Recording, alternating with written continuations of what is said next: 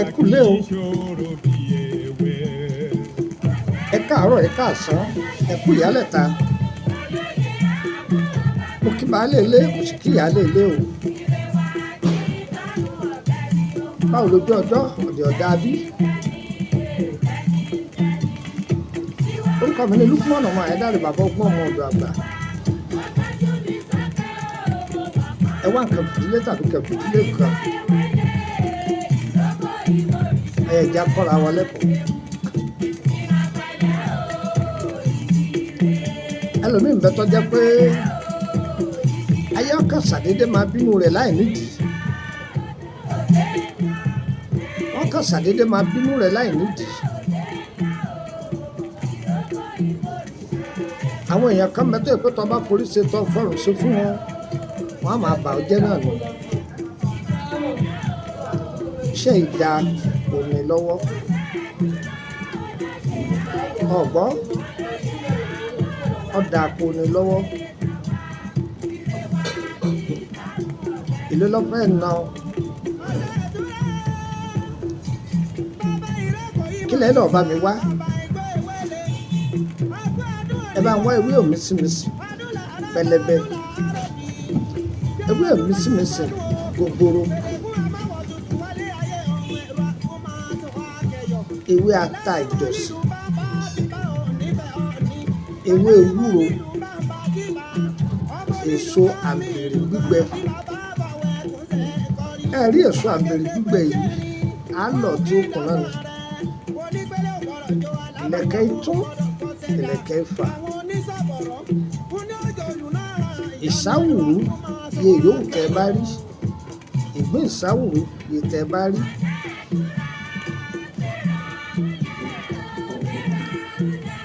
Ata àjọsìn náà díẹ̀ á dà sí. Á wàá gùn, á fọṣẹ kú. Ọ̀rẹ́ mi máa fi wẹ̀, ó fún mi lábọ̀. Ẹ̀yin obìnrin tó jẹ́ pé ìyá ọkọ yín ìyá mẹ́wàá ni, àwọn jẹngbe tí èlè ìyá ni ìyá ọkọ yín. Ìwọ ọkùnrin náà tó fẹ́yàwó tó jẹ́ pé ìyá ìyàwó rẹ̀ jẹngbe tí èlè ni, ó ti yí ọ. Máa wẹ ọṣẹ yìí. Tàbí ibi tó ti ń ta ọjà, àwọn abínú ẹni pọ̀ ń bẹ̀, àwọn jẹngbe tí èlè pọ̀ ń bẹ̀, ó ti yí ọ àwọn tá à ń pè ní jẹngbe tí èlè. Máa wẹ ọṣẹ yìí. Ó dúpẹ́ fọlọ́run. Ìtọ́jú ewé àtegbò lélẹ́dùn àlọ́dá Lukman ọmọ Ayédáre kalẹ̀ fún bóyá o fẹ́ tọ́jú ara rẹ. Àbí ìbéèrè nípa ìrìn àjò rẹ lọ fẹ́ béèrè kàn sí Lukman ọmọ Ayédáre, bàbá ọgbọ́n ọmọ ọ̀dọ̀ àgbà. Abẹ́fẹ́ darapọ̀ mọ́ wa lórí WhatsApp group. Àyè wà fún yín láti darapọ̀ mọ́ wa lórí WhatsApp group. Ẹ gbọ́, ṣé wá rí ọṣẹ yìí tá a bá gun tán o, òróǹro màálù là á fi pò o. Òróǹro màálù òun là á fi pò ọṣẹ yẹn. Àìfi lọ́fíńdà sí. Ṣùgbọ́n mo gbà ọ́ níyànjú kẹ́ lo ọṣẹ Ghana. Òróǹro màálù ni ẹ fi pò. Kò mí ìgbé báyà màálù akọ àbí tabo. Ẹ ṣe é sílé, ẹ lè ṣe é kọ́pọ̀. Ẹ bù fún gbogbo àwọn ọmọ yín, wọ́n máa wẹ̀ ẹ́. Kódà ọmọ tàbí lòjọ́ àfi wẹ̀. Kódà ọba adébí pé àwọn bàbá wa tó bá ẹsẹ̀ tóbìnrin bá wà lórí wọn ó ṣe pamọ́ fún un. Àti ọba bímọ o, ọṣẹ yìí ni ẹ kọ́ fi wẹ̀. Ọṣẹ náà dàá pọ̀, ó dàá pọ̀, ó dàá pọ̀, ó dàá pọ̀, ó dàá pọ̀. Ìpolówó oògùn fún ọ ṣùgbọ́n ṣe fáǹfààní ara rẹ ni. Kì í ṣe pé níjọ́ tí ṣòro bá délé yẹn máa ń sáré gbàmígbàmí káàkiri. Àwọn onígẹ̀ẹ́sì ní preventive is better than cure. Ìwọ náà sáré ara rẹ kí ṣòro tó dé. Ǹjẹ́ gbọ́ báyìí? Á dára fún wa. Wò mí wò. Tẹ́ bá fẹ́ darapọ̀ mọ́ wa lórí WhatsApp group, ẹ bá mi sọ̀rọ̀ lórí nọ́mbà Nàìjíríà yìí.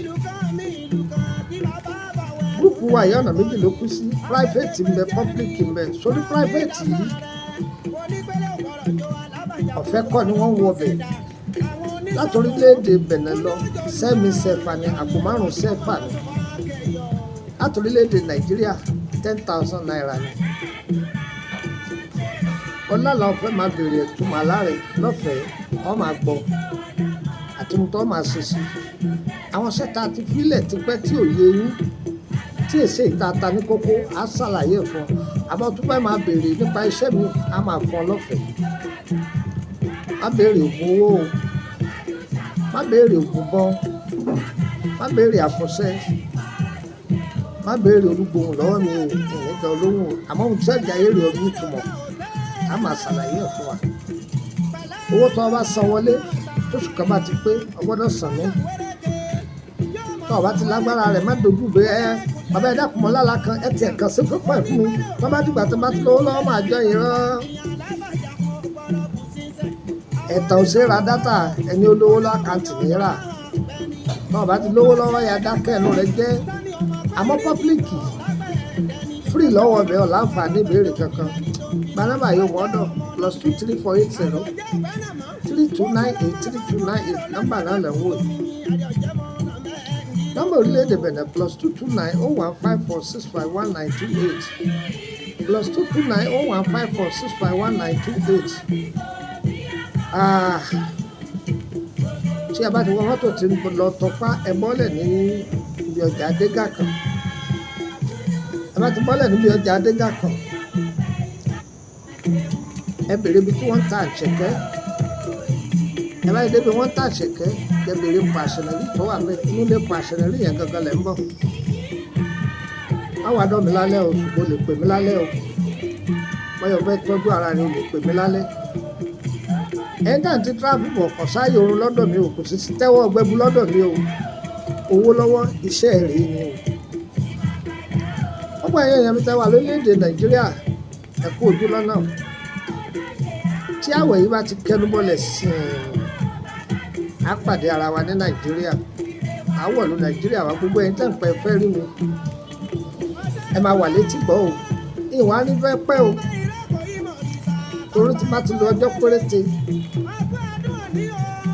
màá dé ìlú Abidjan òun lọ sí Côte d'Ivoire ẹ̀yin ará Côte d'Ivoire tẹ́ fẹ́ rí mi ẹ máa gbọ́ nọ́mbà yìí ẹ múlẹ̀ nọ́mbà Nàìjíríà mi yẹ kọ́ WhatsApp bẹ̀ ni ẹ ti máa bá mi sọ̀rọ̀ tiwa lọ́wọ́ ṣe kò ní ṣe tọ̀tà wa á dára fún wa mo fún yín lọ́fẹ̀ẹ́ ìwọ náà pín fún yẹn lọ́fẹ̀ẹ́ bàbá bẹ́ẹ̀ kọ́ jẹ́ fún èmi fún yín lọ́fẹ̀ẹ́ ìwọ náà pín fáwọn yẹn lọ́fẹ̀ẹ́ á dára fún wa ire o ire o orílẹ̀-èdè Benin mo sì wà báyìí wọ́n bá wọ̀ yí bá ti kẹnu bọ́lẹ̀ á pàdé ara wa ní Nàìjíríà ó ń béèrè ọ̀dọ̀ mi ní Nàìjíríà tó bá ti dé Ìkòròdú garage kọ́ wọ mọ́tò tí ń lọ sí Báyìíkù kọ́ bọ́lẹ̀ ní Emily bus stop Emily street number 50 lẹ́gbẹ̀ẹ́ ilé lọ́ọ̀yà ọ́fíìsì mi nìyẹn. láti Ìkòròdú garage wọ mọ́tò tí ń lọ sí Báyìíkù